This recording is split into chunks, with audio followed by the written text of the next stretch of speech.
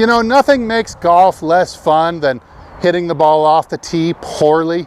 Nothing makes your score go higher either. Raise your hand if you've had scores so high because of your lousy tee shots that you didn't even feel like putting when you got to the green. Well, I can attest that nothing makes golf more fun than learning how to hit it really long and straight. And right after this, let's cover some basics of the driver that I hope are going to help you hit it a little better, a little longer, a little straighter, and lower your scores.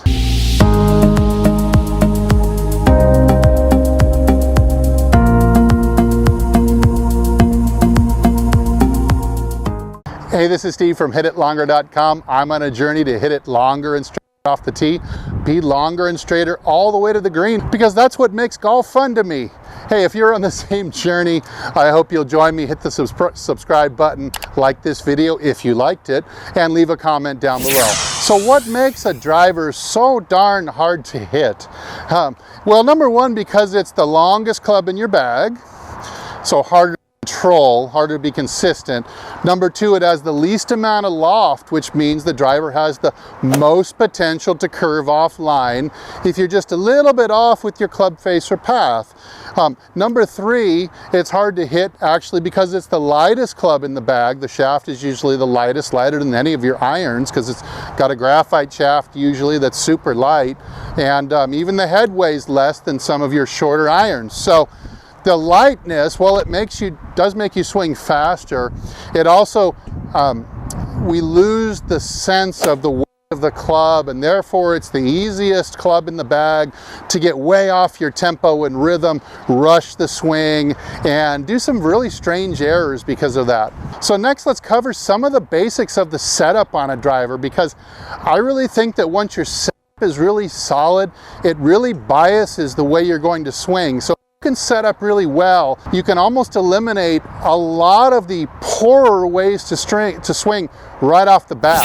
Okay, a couple of driver basics or fundamentals of the setup are going to be seen a lot better from the face-on angle. Well, let's take a look first at the stance width. Is something I think a lot of people, a lot of poorer drivers get wrong. A lot of poorer drivers take much too wide of a stance, and so if you're going to make an error, I would much rather see you err on the narrower side. That way you can be a little better in balance. But I think what tends to happen when the stance gets too wide is we have a harder time shifting the weight. We get more stuck in the middle, and it's harder to transfer the weight all the way to the left foot while keeping the head fairly center. So you see, if I need to get all of my weight to the left foot, I kind of have to Frankenstein walk back and forth.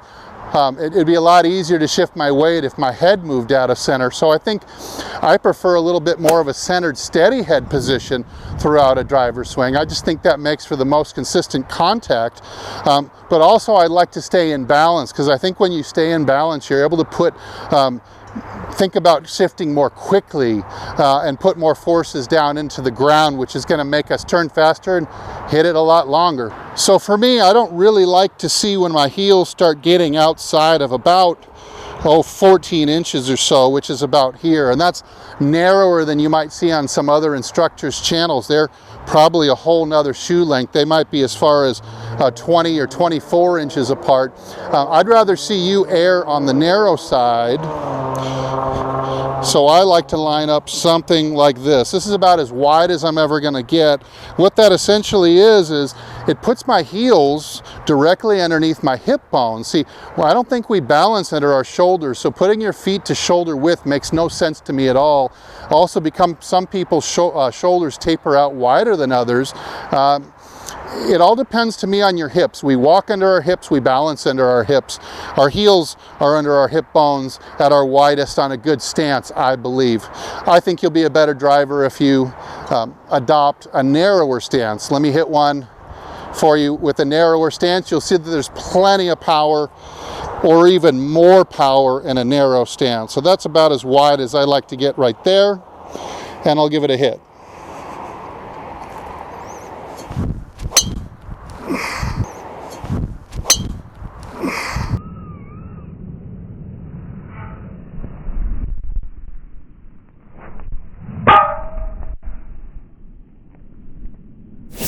Another basic of the driver that I think a lot of people get wrong, and it really affects their distance and their carry distance especially, is in the ball position. In the ball position, I'd really like to see you get that ball position really aggressively forward up to the big toe. A lot of people have it right about here, and of course with that wider stance, yeah, I think you're going to lose some performance there. So I'd love to see you get that ball position off the instep, and especially out of the middle. If you're teeing up in the middle of your stance, you're probably going to be a poor driver right off the bat. Now, let's get that ball way up to the big toe of the left foot, even the middle toe of the left foot. This is going to give your club head a chance to bottom out, reach a slow point, and then start to turn upwards into the ball. And that up strike on the driver, I like 5 degrees or more. It's hard to get. You have to have a really good setup and swing to do it, but you're striving for 5 degrees or more. That's going to enable you to get 25, 30 extra yards off the tee without swinging any harder. That's a great bonus. Let me hit one where I really have the ball moved aggressively forward, and we'll check it out. So really forward, stance staying fairly narrow.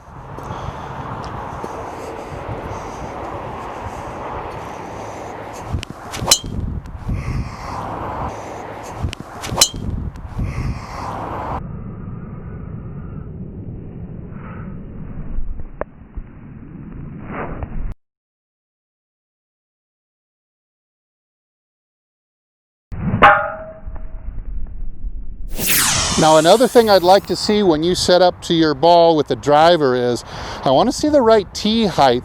The tee height, most golfers prefer a lower tee, and this tee would be uncomfortably high for them. Right now I've got the ball about 3/4 of the ball is above the top of the club. I think when you get to the full ball being above the crown of the club, that starts to be a little bit high and a little bit dangerous in terms of skying the ball, unless you have a really high angle of attack like a pro long driver might do. That might work for you, but until then I like about 3/4 of the ball above. That would be ideal. Half the ball above would be okay too if you find that you're skying the ball a little bit too much with 3/4 of the ball above. So half the ball is okay too. If you're teeing it up lower, it really is encouraging more of a downward strike into the ball, which is going to cost you a lot of carry distance for getting over those dog legs and obstacles that they might be just down the fairway from you, or maybe it's a long way to reach the fairway on a certain hole that you just can't reach it because you're not carrying it very far. We want to be teeing it up reasonably high so we can get that up strike into the ball. You know, I can't overemphasize how important it is that you get set up really well to the ball with the driver. Mostly when golfers hit the ball very poorly off the tee, they have one or more very large errors in the way that they set up or the way they play the ball in their stance.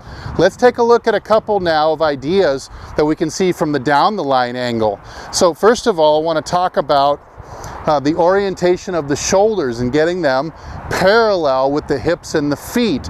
So most golfers who come to me who are driving the ball poorly will have the shoulders either too level and or pointing off to the left. And you see what that's going to do is bias you to swing what we would call down and across, and that's going to give you your pulls, your slices, and probably a lot of heel shots as well, as the heel is kind of tends to lead into the ball from that angle. So most golfers who drive the ball very poorly, this is probably their number one basic that they're not getting right. So we'd like to get the shoulders turned both square to the feet and the target, or maybe even over closed just a little bit. And we'd also like a little bit of a tilt in the shoulders. Now the reason is, see, I've got the 3 fingers of my right hand below the left or the glove hand on my grip. That's about a 4-inch width, those 3 fingers. So I'd like to see, so that they'll fit on there naturally, it would be very natural then to put my shoulders at a tilt, so my right shoulder's about 4 or so inches lower than the left, and I'm I'm going to do that not by tipping my head over to my right foot, but instead I'm going to bump at the hip or the bottom of the spine. I'm going to bump it forward. And you see I've now put myself at a little bit of a side tilt. And now my shoulders are a little bit tilted, right shoulder under left. This is also going to help us, you'll see in a second, come in more shallow, hit the ball upwards, and that's what we need that high tee for. Now to go with the shoulders that are a little bit tilted, we also want them, like I said, to be square to the target. So I'm going to get mine squared up just like that. So my right shoulder is fitting under. My shoulders are square. Let me give it a hit and we'll see what happens.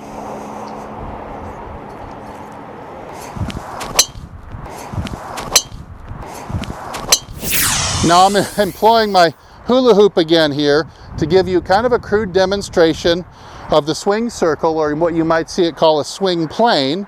It's a very crude representation.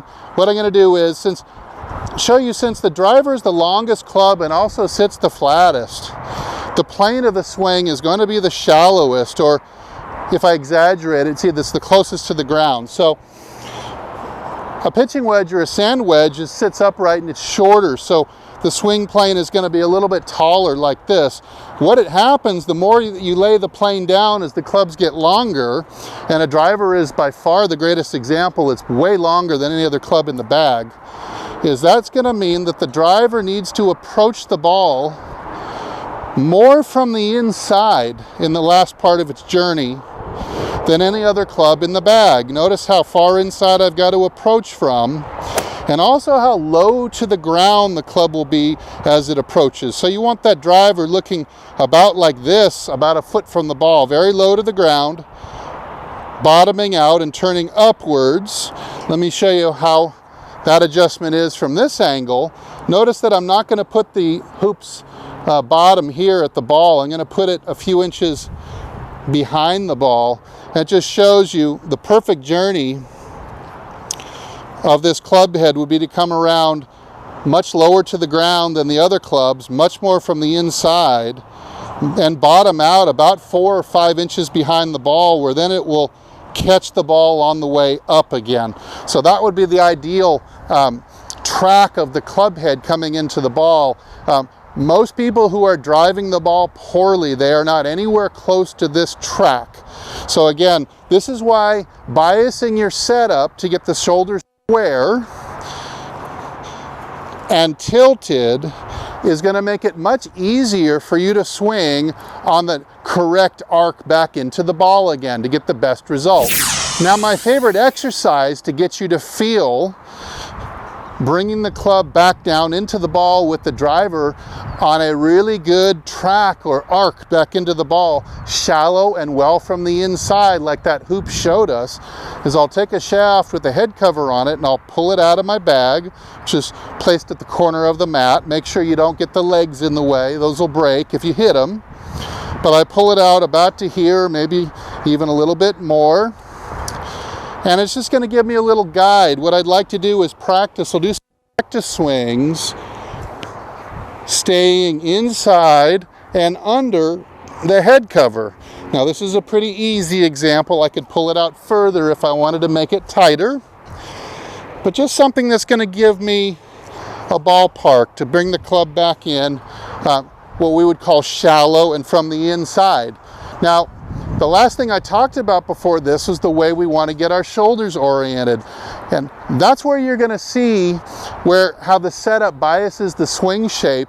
As if I set up with my shoulders in poor position like this, I'm going to see it be very natural to take the club back and catch the head cover and then swing down and hammer it again on the way down, almost hitting my bag, as the club head comes down and across and gives me all those lousy shots that are associated, like special slice.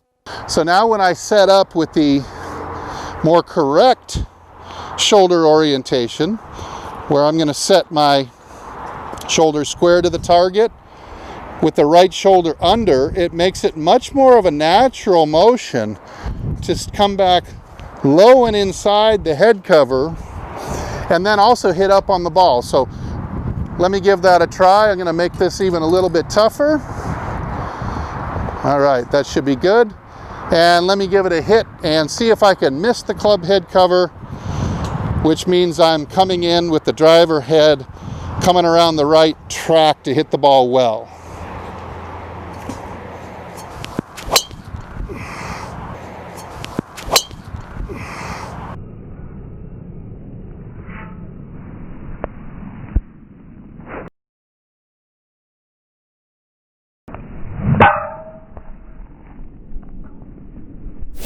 So overall, I find that with most golfers who are hitting their tee shots very poorly, it's not usually some kind of advanced concept that's wrecking them, but it's instead, it is something basic, something simple that they're just doing very poorly, like the way they're setting up. So hey, I hope in this video there was at least one nugget, one good gem that you could take out of this. Go some of these ideas if you've been hitting the ball poorly off the tee, and see if there's any one gem in there. I would really love that. I'd love it if that happens to you and maybe it changes your driving game for the better. Would you please come back to this video and leave a comment, update us all on what it was and what your experience was out on the course when you fixed it.